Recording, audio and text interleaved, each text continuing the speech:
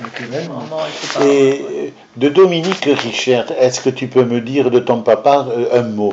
Il était costaud, il était fort, il aimait l'agriculture ou il n'aimait pas l'agriculture? Qu'est-ce que tu en penses, toi? Il n'aimait pas tellement l'agriculture. Parce qu'il était plutôt un intellectuel. L'instituteur a été chez son père. Et il a dit, Dominique, il faut que tu laisses ton fils aller à l'école. Parce que vraiment, il va très bien. Ah non, j'en ai besoin pour faire le paysan. Tu vois, Et voilà. c'était comme ça. Ouais. Le papa. Il était sévère avec vous ou il était... Non, Pas du tout. non? Pas du tout sévère. non, non. C'était grand-maman. Mais on recevait des fois une petite fessée quand même. Oui, mais parce que, comme tout... Non, il était bien. Le père et la maman, c'était un ange. Tu l'as connu, la maman? Oui, mais elle était un peu plus autoritaire que grand-papa. Grand-maman était plus autoritaire que grand-papa. Non? Moi, il me semble qu'elle était plus autoritaire. Je ne sais pas. Non. En tout cas, elle était gentille comme tout. Ouais, elle était gentille, mais enfin, il fallait bien que quelqu'un régente. Oui. Grand-papa, ce qu'il aimait, c'était ses bœufs, ses vaches, les animaux, il aimait, grand-papa. Parce qu'il ne pouvait plus rien faire d'autre. Moi, c'était pareil. La guerre est venue. On avait 2-3 sous. Il a fallu qu'on parte. Ouais. Et puis, l'argent français que le père avait retiré de la caisse, heureusement, il nous l'a partagé, la moitié à moi, la moitié à mon frère. Seulement, la première frontière, on l'a passée, on le connaissait. Mais la deuxième, pour aller en Suisse, on ne connaissait pas du tout. Alors, on avait un garçon du village qui était boulanger dans la boulangerie à Suars. On l'a fait venir, on a dit, tu connais pas un passeur? Si! Et il nous l'a envoyé. Et celui-là a fait le soif.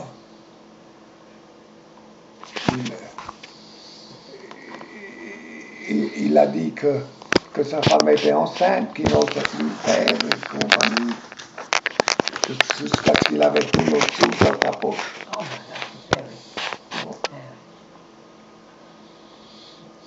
Donc vous étiez sans le sou. Bien. Qu'il avait tous nos sous dans sa poche.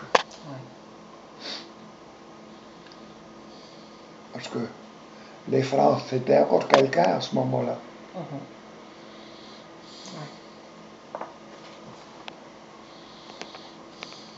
Et après, vous étiez en Suisse. Hein? Après, vous avez été coincé en Suisse et on vous a mis en prison en Suisse. Oui, mais ça, c'était rien. Oui, mais papa a toujours dit que c'était très sale. Oui, et puis après, c'est pas un moment à passer. Oui, mais c'est pas normal, c'était en Suisse. Non, mais on était étonnés que les Suisses, qu'on disait qu'ils sont archi propres en tout. Tu aurais dû voir ce plumage.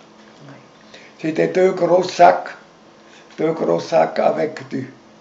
Je sais pas ce que c'était pas le machin de quand on pas la machine, le machin léger là. La paille? Non, le machin léger. L'avoine. Hein? Le foin. Ah oui, comme des trucs qui s'envolent. Je vois ce que c'est, mais je ne sais pas comment ça s'appelle.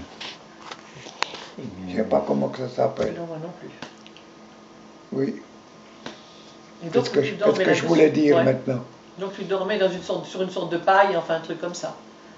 Ah oui, on avait tout ça, mais c'était plus consistant que la normale. Oui.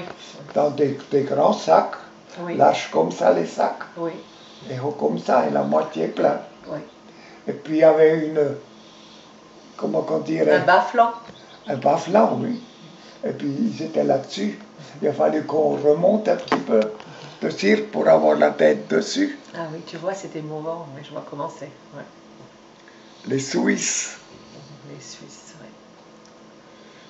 Mais quand on est parti de là vers... Vers Lyon, non? Non, Où ça? vers un autre, pour passer à côté de... Ça ne me revient pas, tu vois, le nom Des patelins. des patelins, là-bas.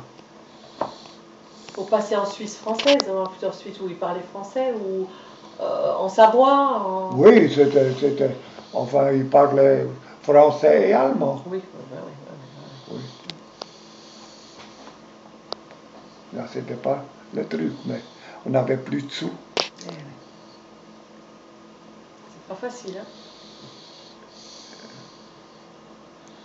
Chacun a lâché 4500 francs. Oh là là là Tu là sais ce là que là. ça veut dire? Et après la guerre, vous avez retrouvé ce passeur?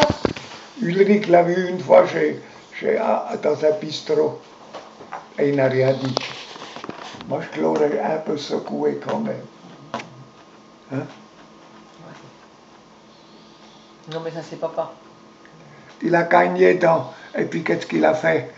Il a fallu qu'on marche sur la route. Nous deux, avec Émile et puis Ulrich, plus loin, parce qu'il ne fallait pas qu'on soit ensemble. Il n'est pas groupé. Oui. Et puis lui, après, il venait jusqu'à une certaine place avec son vélo. Et puis il a foutu son vélo là, dans les fougères. Et puis, nous, on est partis à pied.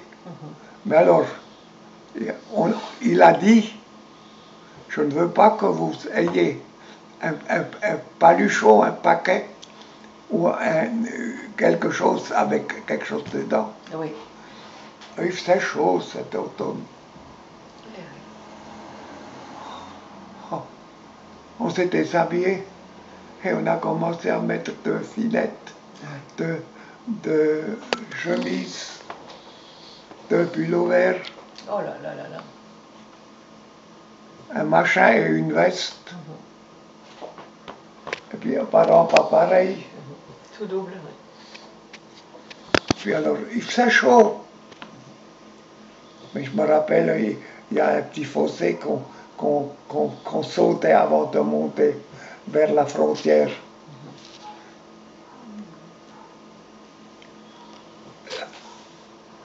Oui, oui.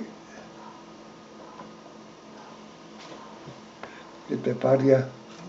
Vous Et étiez puis, jeune. Ulrich, qui est l'Est, il a loupé son machin, il a foutu les pattes dans le ruisseau.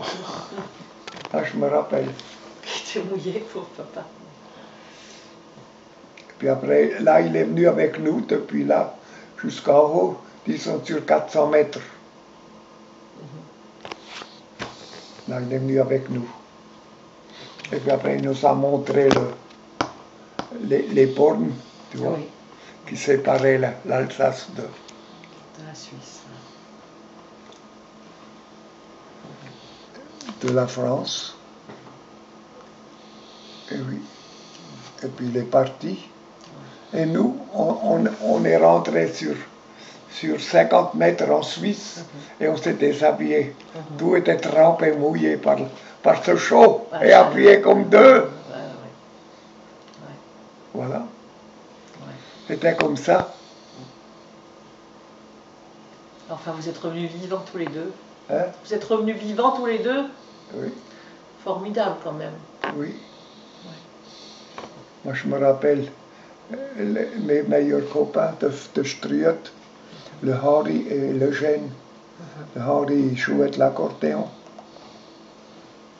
De ça, je me rappelle. Il avait mon âge et puis Eugène avait un an de plus. Alors, comme c'était les meilleurs copains, je leur ai dit, au Harry, j'ai dit, Harry, ça ne te dit rien, j'ai montré vers la Suisse. Attends, je vais te montrer mon papa.